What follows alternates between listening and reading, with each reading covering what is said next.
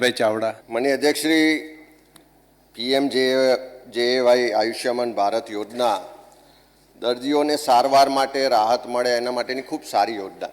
મારે માનનીય મંત્રીશ્રી પાસે એટલું જ જાણવું છે કે સમગ્ર ગુજરાતમાં આ પીએમજેએવાય યોજના અંતર્ગત જેટલી પણ ગેરરીતિઓની ફરિયાદો છે, જેટલી પણ રજૂઆતો છે, કાં તો આપણે સ્વયં રીતે સુઓ મોટો કરીને આખી યોજનાની સમીક્ષા અને તપાસ કરાવવા માગો છો કે કેમ? માન્ય મંત્રીશ્રી. માનનીય અધ્યક્ષશ્રી, આખું ગુજરાત જાણવા માગે છે અને સત્તાધારી પક્ષના ધારાસભ્યો અને વિપક્ષના ધારાસભ્યો પણ આ બાબતે ચર્ચા કરવા માગે છે. અને આ વખતના ક્રમમાં 2, 4, 5, 11 અને આગળ પણ એક જ પ્રકારના પ્રશ્નો, એટલે કે ખૂબ ચિંતાગ્રહ પણ વ્યક્ત કરે છે અને ગુજરાત પણ આ બાબતમાં કેટલાક ફેક્ટથી અવેર થવા માગે છે. એટલે માનનીય અધ્યક્ષશ્રી એમને પૂછું છું, એમને અભિનંદન પણ આપું છું. માનનીય અધ્યક્ષશ્રી, પ્રી ઓથમાં પહેલો જવાબ, એમને પ્રી ઓથમાં કેમ વિલંબ થાય છે, તો એના માટે સાહેબ પહેલો હું એ જવાબ આપીશ. ભારત સરકારના TMS ટ્રાન્ઝેક્શન મેનેજમેન્ટ સિસ્ટમ, એટલે કે જે પ્રી ઓથ આપવાનું જે આખું પોર્ટલ છે, એવી ફરિયાદો હોસ્પિટલો દ્વારા આપણને મળતી હોય છે. એમાં TMS2 પોર્ટલ કાર્યરત છે, જેમાં FIFO first in first out, એટલે કે જે પહેલું આવે એને પહેલો નિકાલ કરવો, એ પ્રમાણે કામગીરી થાય છે. જેમાં કુલ 124 ઓટો એપ્રુવલ પ્રોસિજર છે.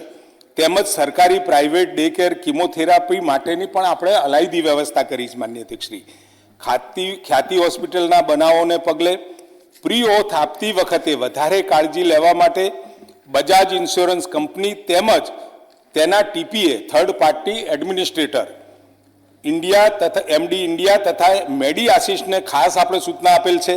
તેમજ એન્જિયોપ્લાસ્ટી તથા જેવા કેસોમાં કરેલ પ્રોસિજરની સીડી અપલોડ કરવાની હોય છે અને ચકાસણી કર્યા બાદ TPA દ્વારા મંજૂરી આપવા જણાવેલ છે.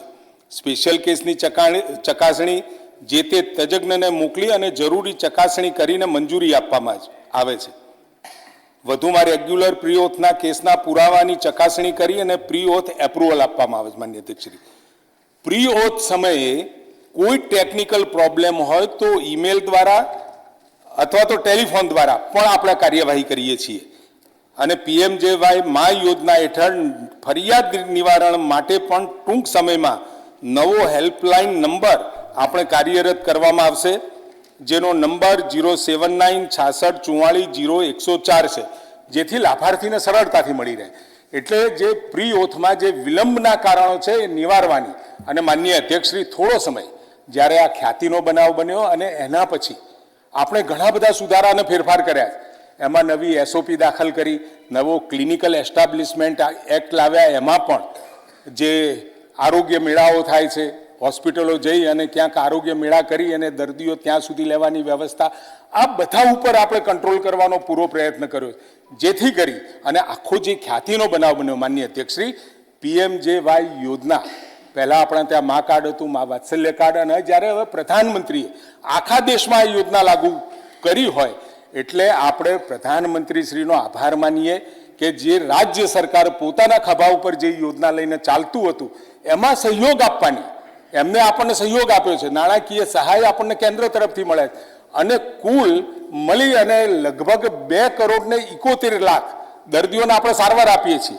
ક્યાંક જે ખ્યાતિનો બનાવ બન્યો માનનીય અધ્યક્ષશ્રી, એની અંદર આપણી વ્યવસ્થા તો ફૂલપ્રૂફ હતી, પરંતુ જે ગુનાહિત અને અમાનવીય કૃત્ય કર્યું છે એમાં જે આપણે CD અપલોડ કરીએ છીએ, એન્જિયોગ્રાફી કરતા સમયે જે CD લેવામાં આવે છે, જે CD આપણે અપલોડ કરીએ એ અપલોડ પહેલાં નહોતા કરતા. આપણા પોર્ટલમાં એવી વ્યવસ્થા નહોતી, પરંતુ અને એમાં સમય પણ વધારે લાગતો, કારણ કે એ આખી CD અપલોડ કરવામાં આવે એટલે એને અપલોડ થતાં પણ સમય લાગતો.